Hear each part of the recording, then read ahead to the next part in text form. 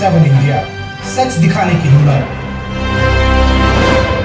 नमस्कार, news 24/7 India में आपका स्वागत है। मैं हूं आपके साथ निधि पाल। चलिए शुरुआत करते हैं आज की ताजा खबरों की। प्रदेश उपाध्यक्ष मुकेश चौधरी रौन में रमेश त्यागीपुरा पूर्व सरपंच के घर पहुंचे। भारतीय जनता पार्टी प्रदेश के उपाध्यक्ष मुकेश चौधरी पूर्व सरपंच जॉन रमेश त्यागी के घर पहुंचे। उनसे मुलाकात करके उनकी जानकारी हासिल की। पूर्व सरपंच रमेश त्यागी द्वारा लगाए गए कि पार्टी के कैबिनेट मंत्री के इशारे पर हमारे मकान को तोड़ा गया है। हमारा मकान 3540 वर्ष से बना हुआ था और हम 2 बार सरपंच भी रह चुके हैं। हमारे मकान को राजनीतिक षड्यंत्र के चलते तोड़ा गया है।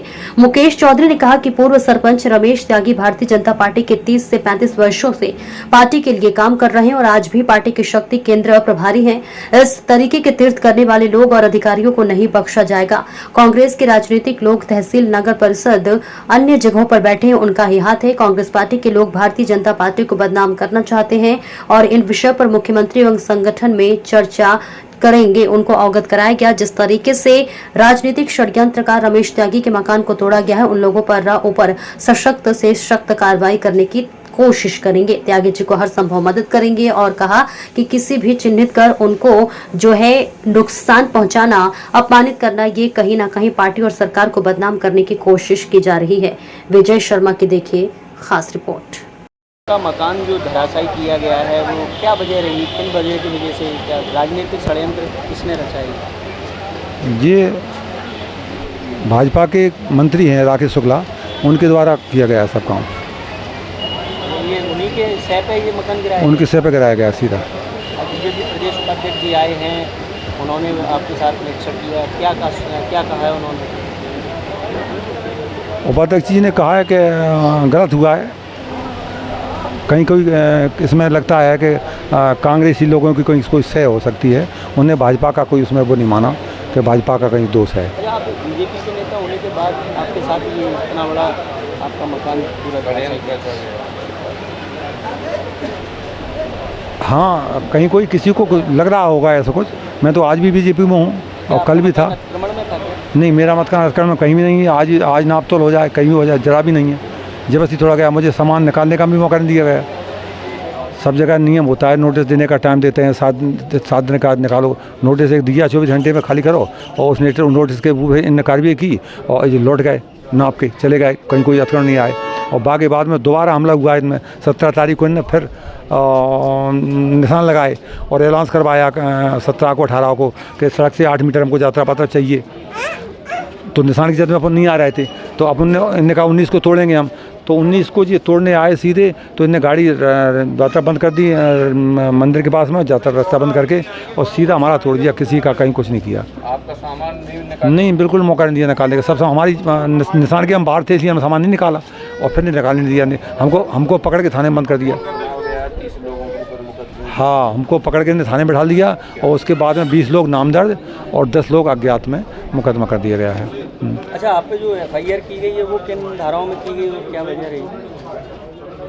धारा नहीं, प्रशासन से झड़प तो कुछ नहीं हुई। कुछ लड़के तमाशा देखने के लिए आ गए, तो पुलिस को लगा कि जी कहीं लड़ नहीं जाए, तो पुलिस ने पकड़ के उन लोगों को अपने आप पकड़ के पीटा है और वीडियो में दिखा रहा है। कितने लोगों पर मामला था? मामला 20 लोगों पर दर्ज हुआ है। 10 अज्ञात हैं, 10 और भी हो सकते कोई। क्या वीडियो में कहीं कोई हमारा लड़का हाथापाई करते नहीं दिखा रहा, किसी के ऊपर हाथ उठा नहीं दिखा। क्या आप कोर्ट की शरण में जाएंगे? हाँ, हमारी तैयारी चल रही है, हमारी तैयारी पूरी हो जाएगी, हम कोर्ट में जाएंगे। सरपंच है रमेश त्यागी का मकान लगातार इनके द्वारा आरोप लगाए जा रहे हैं। बीजेपी के नेता होने के बावजूद भी कोई बीजेपी का नेता सिवाय आपके अलावा कोई नहीं मिलने आया है, उसे ढांढस बताया नहीं है, लगातार आरोप भी लगा रहे हैं। नहीं, मुझे आना था और भी लोगों को आना चाहिए था। चूँकि कुछ पार्टी के कार्यक्रम प्रदेश में थे तो मुझे वहाँ रहना आवश्यक था, इसलिए मैं उस समय नहीं आ पाया। उसके बाद माननीय प्रभात जी के निधन के उपरांत मैं बिहार चला गया था, तो वहाँ से लौट के मैंने कहा, मैंने मन में ये जो एक ग्लानि थी कि मुझे रमेश जी के यहाँ आना चाहिए था, तो आज मैं आया हूँ और यहाँ देखकर मन बड़ा व्यथित है।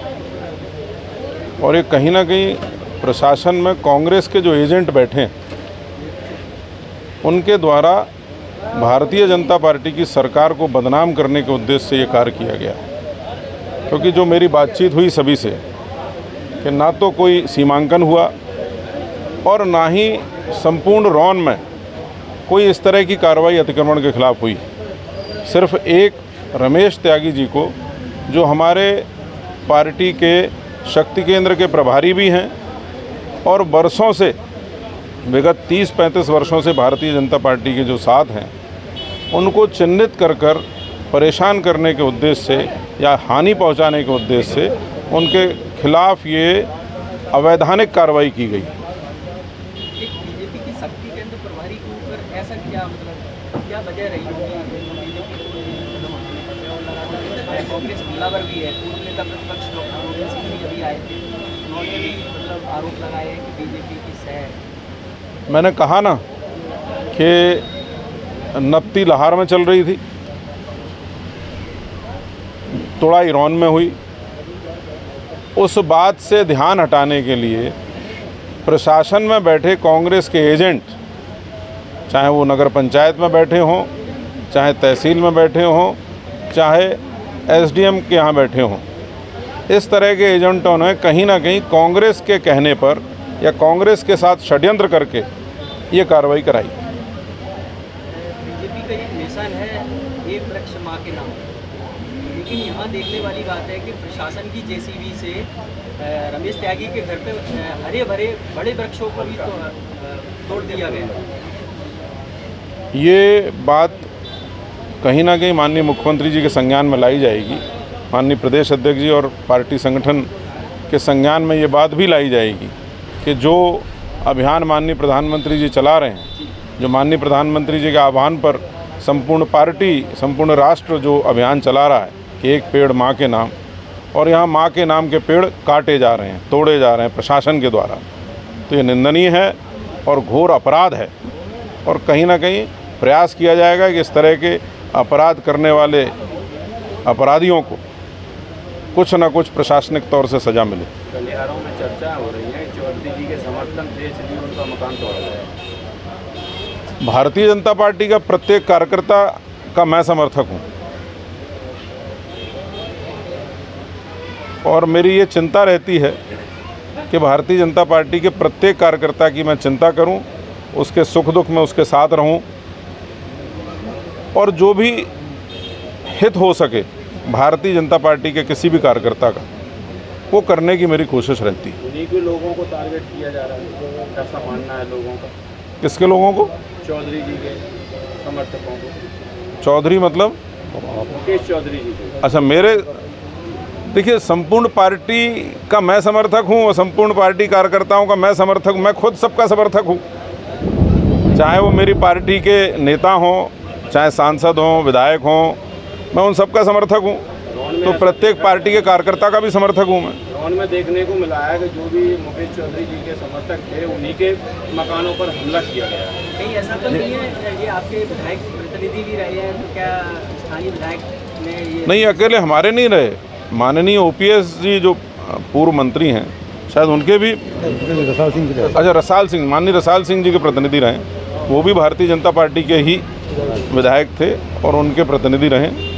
और मैं कह तो रहा हूँ, विगत 35 वर्षों से भारतीय जनता पार्टी का साथ आदरणीय रमेश जी और उनका परिवार देता रहा है और आज तक दे रहा है। और आज भी ये मैंने जैसा बताया कि पार्टी के शक्ति केंद्र के प्रभारी हैं,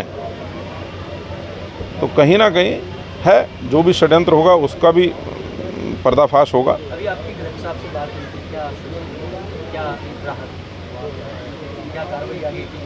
देखिए, इस कृत्य के लिए कोई मुआवजा, देखिए ये सम्मानजनक व्यक्ति हैं, एक समाज में अपना स्थान है उनका, कई बार यहाँ के सरपंच रहे और संपूर्ण रौन में अपना एक प्रभाव रखते हैं। तो व्यक्ति का सम्मान मुआवजे से वापस नहीं आता। वो तो जिन्होंने ये अपराध कारित किया है, जिन्होंने ये अवैधानिक कार्रवाई की है, उनके खिलाफ कार्रवाई कराने की कोशिश की जाएगी। अतिक्रमण का जग में न आने के बावजूद भी पूरा मकान धराशायी किया गया है, ये कैसा?